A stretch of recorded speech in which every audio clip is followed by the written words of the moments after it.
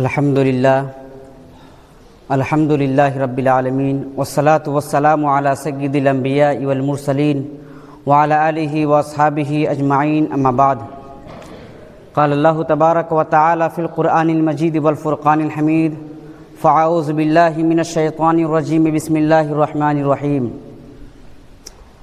ومن یطع اللہ ورسولہ ویخشى اللہ ویتقہ فاولئک هم الفائزون صدق اللہ العلی العظیم۔ میرے محترم بزرگوں اور دوستو، اللہ تعالیٰ کا احسان و کرم ہے کہ اللہ تعالیٰ نے ہم سب کو جمعہ کی نماز پڑھنے کی توفیق عطا فرمائی۔ میرے محترم، اللہ تعالیٰ کے فضل و کرم سے ہم سبھی مسلمان ہیں اور اسلام کے دعوے دار بھی ہیں، تو بحیثیت مسلمان ہونے کے ایز اے مسلم ہمارا یہ بنیادی عقیدہ ہونا چاہیے کہ یہ دنیا کی زندگی ہمیشہ کی زندگی نہیں ہے، یہ دنیا کی زندگی عارضی زندگی ہے، یہ دنیا کی زندگی ایک لمیٹڈ پیریڈ کے لیے ہے، یہ دنیا کی زندگی ایک لمیٹڈ ٹائم کے لیے ہے، یہ دنیا کی زندگی ایک محدود وقت کے لیے ہے، اور اللہ تعالیٰ نے ہمیں دنیا میں بھی بھیجا ہے تو ایک لمیٹڈ ٹائم کے لیے بھیجا ہے، ایک محدود وقت کے لیے بھیجا ہے۔ جیسے ہی ہمارا وہ وقت پورا ہوگا ہمیں اس دار فانی کو چھوڑ کر جانا ہوگا، اور ہمیں ایسی دنیا میں جانا ہے جس دنیا سے آنا بھی ممکن نہیں ہے، اور وہ دنیا ہمیشہ ہمیشہ کی دنیا ہے جسے آخرت کی زندگی کہتے ہیں۔ اللہ تبارک و تعالی حضرت اسرافیل علیہ السلام کو جب حکم فرمائیں گے تو حضرت اسرافیل علیہ السلام سور پھونکیں گے تو تمام کے تمام جاندار مر جائیں گے، چاہے وہ انسان ہو چاہے وہ دوسری مخلوقات ہو، ہر چیز مٹ جائے گی، فنا و برباد ہو جائے گی۔ کل من علیہا فان ویبقى وجہ ربک ذو الجلال والاکرام، ہر چیز مٹ جانی ہے اور باقی رہنے والے اگر کوئی ذات ہے تو اللہ کی ذات باقی رہ جانی ہے، باقی ہر چیزیں مٹ جانی ہے۔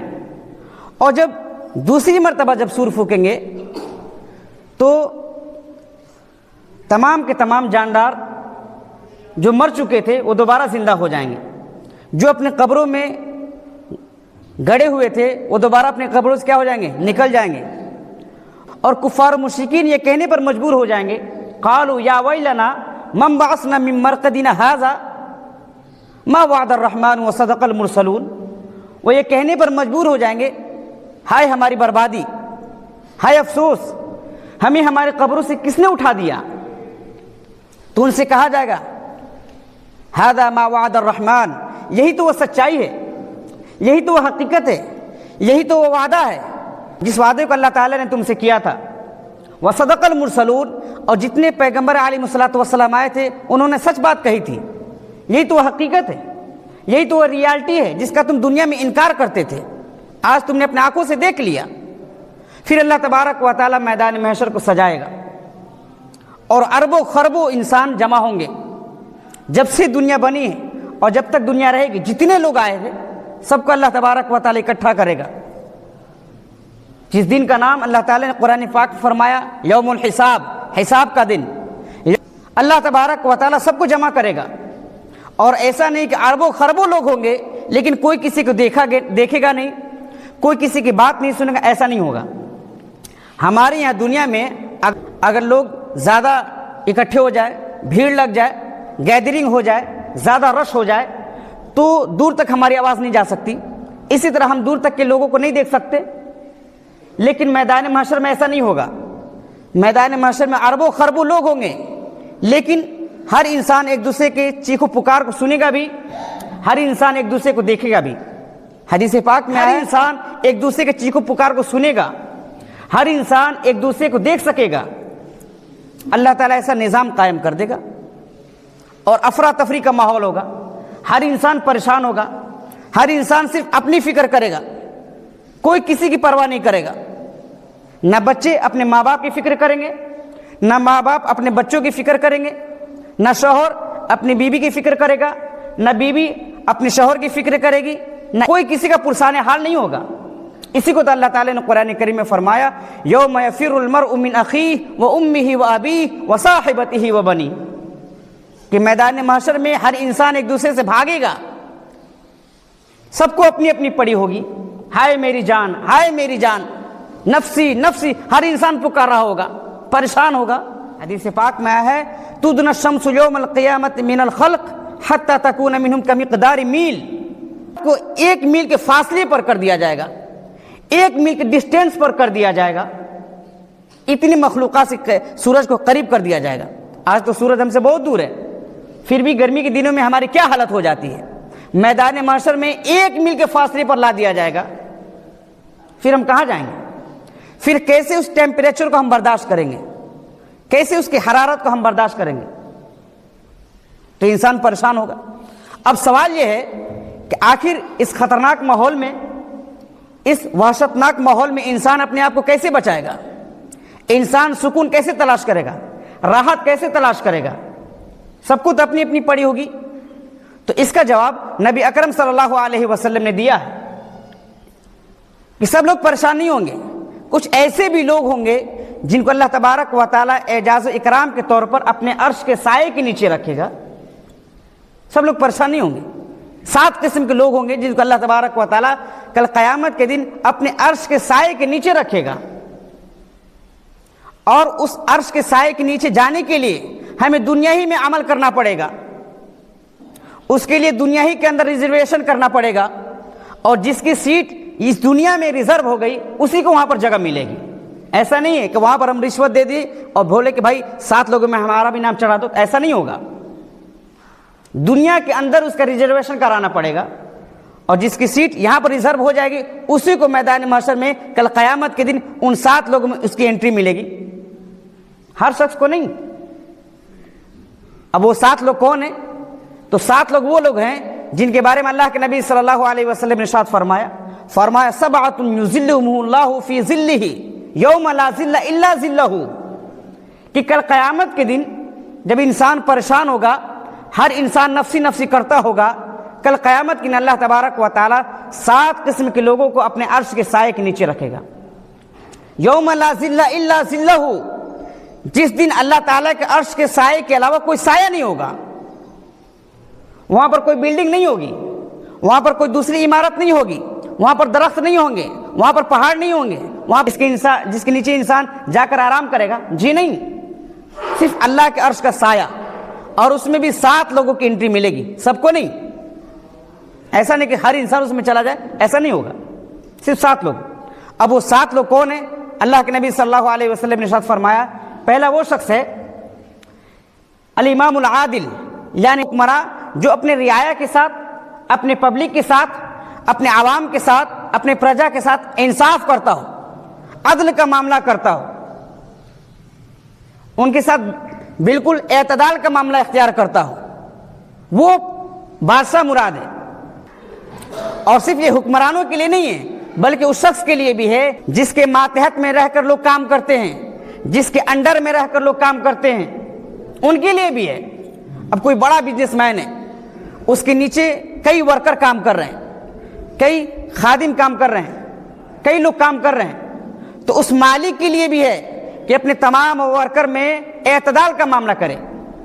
हुक्मरान तो हैत अबू बकर सिद्दीक हैं, वो गुजरे हैं, हैत उमर रज़ियल्लाहु तआला अन्हु गुजरे हैं, हैत उस्मान गुजरे हैं, हैत अली गुजरे हैं, अमीर शाम हैत मुआविया रज़ियल्लाहु तआला अन्हु गुजरे हैं। हुक्मरान थे जो अपने रियाया के दरमियान, जो अपने पब्लिक के दरमियान बिल्कुल एतदाल का मामला करते थे, बीच का मामला करते थे। तो अल इमामुल आदिल, वो इंसाफ पसंद बादशाह मैदान महशर में अर्श के साए के नीचे होगा।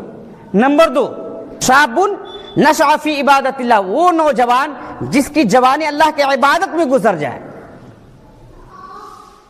और आज के नौजवान क्या कर रहे हैं? कोई मतलब ही नहीं दीन से, कोई उनसियत ही नहीं, कोई मोहब्बत ही नहीं, मस्जिद से उनका कोई ताल्लुक नहीं है, कुरान से कोई ताल्लुक नहीं है, हदीस पाक से कोई ताल्लुक नहीं है, उलमा से कोई ताल्लुक नहीं है, फुक़हा से कोई ताल्लुक नहीं है, किसी से भी कोई ताल्लुक नहीं है। दुनिया के कामों में भिड़े हुए हैं, दुनिया के कामों में लगे हुए हैं।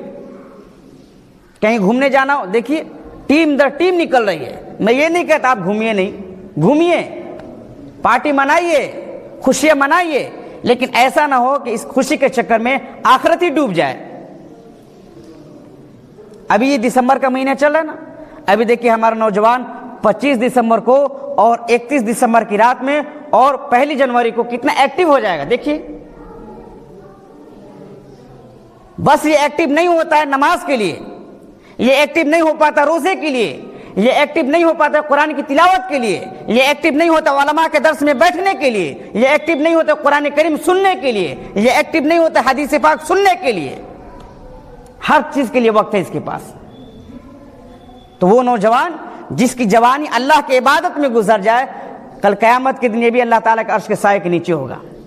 नंबर 3, रजुलुन क़ल्बुहु मुअल्लक़ुन फ़िल मसाजिद, वो नौजवान जिसका दिल मस्जिद में अटका हो। अब बताइए अरबी तर्जुमा क्या है? वो नौजवान जिसका दिल मस्जिद में अटका हो। क्या मतलब? दिल अपना निकाल के मस्जिद में टांग दिया हो। अब बताइए कोई दिल के बगैर रह सकता है? कोई नहीं रह सकता। इसको फिक्र है, अभी मैं मस्जिद से आया फिर दोबारा इसको फिक्र है मुझे मस्जिद में जाना है। अभी नमाज पढ़ कर गया फिर इसको फिक्र है मेरी असर की नमाज ना छूट जाए। असर की नमाज पढ़ लिया, मगरिब की नमाज की फिक्र, मगरिब की नमाज पढ़ लिया, इशा की नमाज की फिक्र।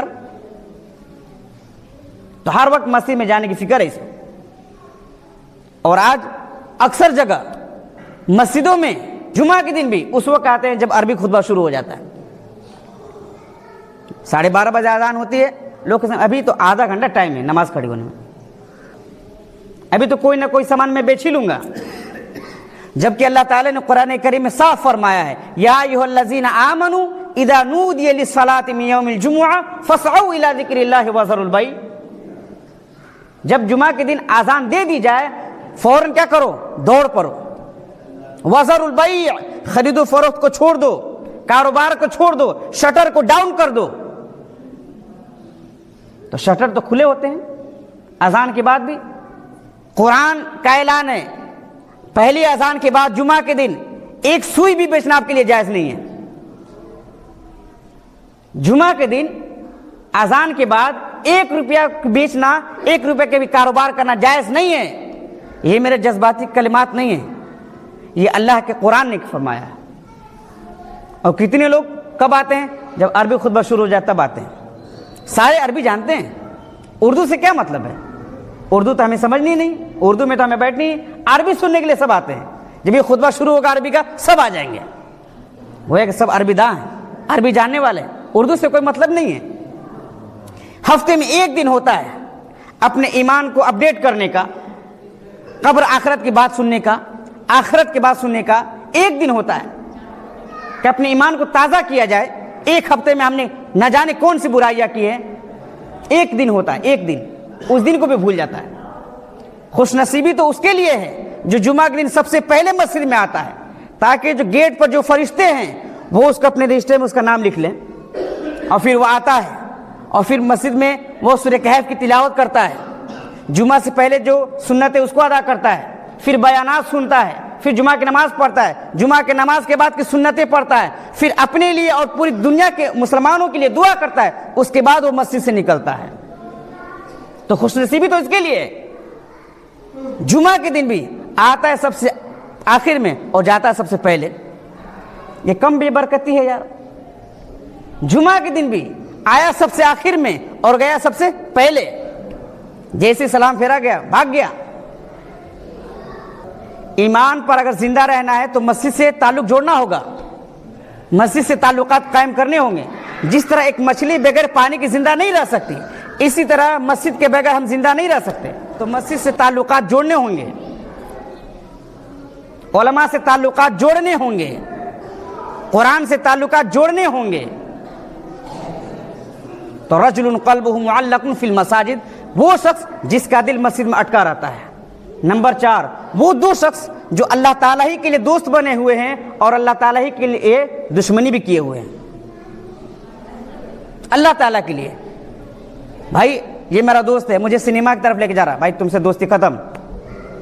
ऑर्केस्ट्रा की तरफ ले जा रहा, तुमसे दोस्ती खत्म। गलत जगह पे ले जा रहा, तुमसे दोस्ती खत्म। तो 2 दोस्तों की आपस में मोहब्बत हो अल्लाह के लिए और दुश्मनी भी हो अल्लाह के लिए, یہ دو لوگ بھی کل قیامت کے دن اللہ تعالیٰ کے عرش کے سائے کے نیچے ہوں گے۔ پھر پانچواں فرمایا رجل طلبتہ امرأۃ ذات منصب و جمال، کہ وہ نوجوان جس کو کوئی حسب و نسب والی عورت، کوئی بیوٹیفل عورت، کوئی خوبصورت عورت اس کو دعوت دے اپنے ساتھ تعلقات قائم کرنے کے لیے، اپنے ساتھ برائی کرنے کے لیے، اپنی خواہشات کو پورا کرنے کے لیے، اور ہر کچھ ہونے کے باوجود بھی یہ نوجوان کہہ دے انی اخاف اللہ، میں اللہ سے ڈرتا ہوں۔ دیکھیے جوانی بھی ہے، عورت بھی ہے سامنے، عورت بھی جوان، مرد بھی جوان، تنہائی بھی ہے، کوئی روکنے والا نہیں، کوئی ٹوکنے والا نہیں، برائی ہو سکتی ہے، پھر بھی یہ نوجوان کہہ دے انی اخاف اللہ، اللہ سے میں ڈرتا ہوں۔ اسے نہ کل قیامت کے دن اللہ کے اپنے عرش کے سائے کے نیچے رکھے گا، ہمیں تو نہیں رکھے گا۔ حضرت یوسف علیہ السلام جن پر زلیخا فریفتہ ہو چکی تھی، فدا ہو چکی تھی، کمرے کے اندر لے گئی تھی، لیکن ان کی نیت درست تھی اور بھاگتے گئے، دروازہ کھلتا گیا، اور حضرت یوسف علیہ السلام بہت خوبصورت تھے۔ آدھی خوبصورتی اللہ تعالیٰ نے صرف اکیلے حضرت یوسف علیہ السلام کو دیا تھا، آدھی، اور آدھی میں پوری دنیا کو بانٹا ہے۔ 1 روپیہ میں 8 آنا پوری خوبصورتی اکیلے حضرت یوسف علیہ السلام کو ملی ہے۔ اندازہ لگا لیے کتنے خوبصورت ہوں گے، کتنے خوبصورت ہوں گے، اور آدھے میں اللہ تعالیٰ نے پوری دنیا بانٹا ہے۔ اس کے باوجود بھی کہا نہ، ایسا نہیں کر سکتے، بھاگے اور دروازے کھلتے گئے۔ نبی تھے نا، تنہائی تو تھی، غلط کاری تو کر سکتے تھے، کوئی روکنے والا نہیں، کوئی ٹوکنے والا نہیں۔ اور آج کیا ہو رہا؟ آج ہمارے معاشرے میں کون بچا ہے؟ غیر شادی شدہ بھی نہیں بچے، ایون کہ شادی شدہ بھی لوگ بھی نہیں بچے۔ تو یہ ایسا نہیں ہونا۔ تو یہ نوجوان جو کہہ دے نہیں بھائی میں نہیں کر سکتا، یہ تو غلط ہے، گناہ ہے، انی اخاف اللہ، میں اللہ سے ڈرتا ہوں، تو 5واں یہ شخص۔ چھٹا کون شخص؟